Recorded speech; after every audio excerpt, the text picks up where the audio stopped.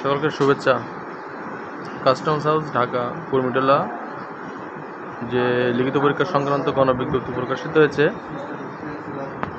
আজকে দেখাবো সেই গণবিজ্ঞপ্তি সেট প্ল্যান এবং আপনাদের কোন কোন প্রতিষ্ঠানে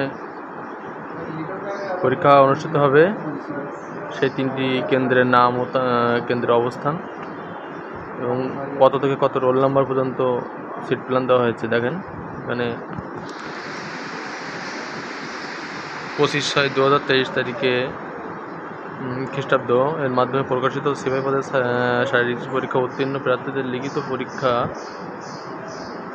আগামী 3/5/2024 খ্রিস্টাব্দ তারিখ বিকাল 3টায়, অর্থাৎ বিকাল 3টায় পরীক্ষা অনুষ্ঠিত হবে। এর আগে যে পরীক্ষাগুলো হয়েছিল এগুলো আপনাদের সকালে 10টায় পরীক্ষা অনুষ্ঠিত হতো, কিন্তু এটা কিন্তু বিকাল 3টায় অনুষ্ঠিত হবে।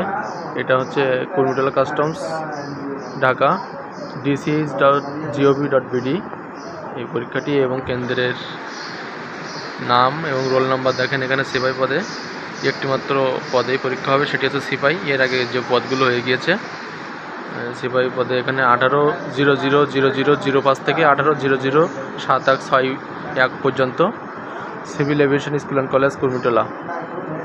তারপরে দেখেন 18007163 থেকে 18027216 পর্যন্ত, BF Shaheen college, Dhaka, Jahangir gate,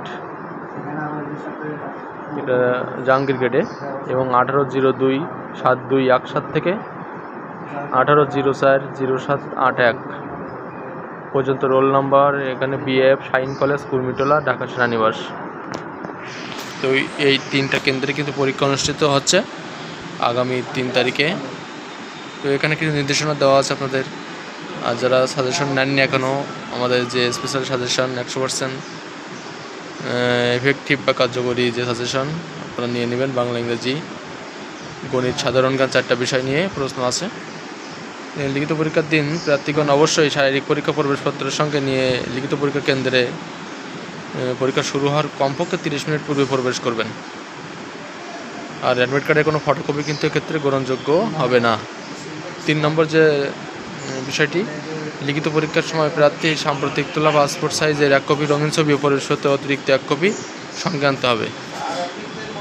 অবশ্যই প্রবেশপত্রের অতিরিক্ত 1 কপি কিন্তু সঙ্গে নিয়ে যাবেন, এবং 1 কপি রঙিন ছবি। এই নির্দেশনাগুলো কিন্তু আপনাদের দেখতে হবে, খেয়াল করতে হবে, কারণ এগুলো কিন্তু মিস করলে সমস্যা। তারপরে দেখেন লিখিত পরীক্ষায় উত্তীর্ণ প্রার্থীদের তালিকা customs house, Dhaka website www.dch.gov.bd ওয়েবসাইটে নোটিশ আকারে প্রকাশ করা হবে, এবং লিখিত পরীক্ষায় উত্তীর্ণ প্রার্থীরা কেবলমাত্র মৌখিক পরীক্ষায় অংশগ্রহণ করতে পারবেন। তবে লিখিত পরীক্ষায় কোনো প্রকার টিএডিএ প্রদান করা হবে না। এই বিষয়গুলো অবশ্যই খেয়াল রাখবেন, কারণ এইগুলো যদি আপনারা ভুলে যান তাহলে পরীক্ষা কেন্দ্রের সমস্যা হতে পারে। এখানে স্বাক্ষরিত Mohammad Zakir Hossain, deputy commissioner, Dhaka customs, Dhaka, ও সদস্য সচিব, বিভাগীয় নির্বাচন কমিটি। আর যারা সাজেশন নিতে চাচ্ছেন তারা অবশ্যই হোয়াটসঅ্যাপ নম্বরে যোগাযোগ করুন। হোয়াটসঅ্যাপ নম্বরে দেওয়া আছে, হোয়াটসঅ্যাপ নম্বরে সাজেশন নিতে পারবেন 200 টাকা দিয়ে।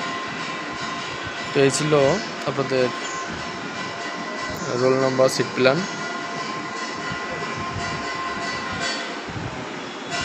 তো সকলে চ্যানেলটি সাবস্ক্রাইব করে ভিডিওটি লাইক দিয়ে অবশ্যই শেয়ার করবেন। অবশ্যই শেয়ার করলে সকলে দেখতে পাবে এবং সকলে জানতে পারবে বিষয়গুলো সম্পর্কে। অবশ্যই শেয়ার করবেন। ধন্যবাদ সকলকে।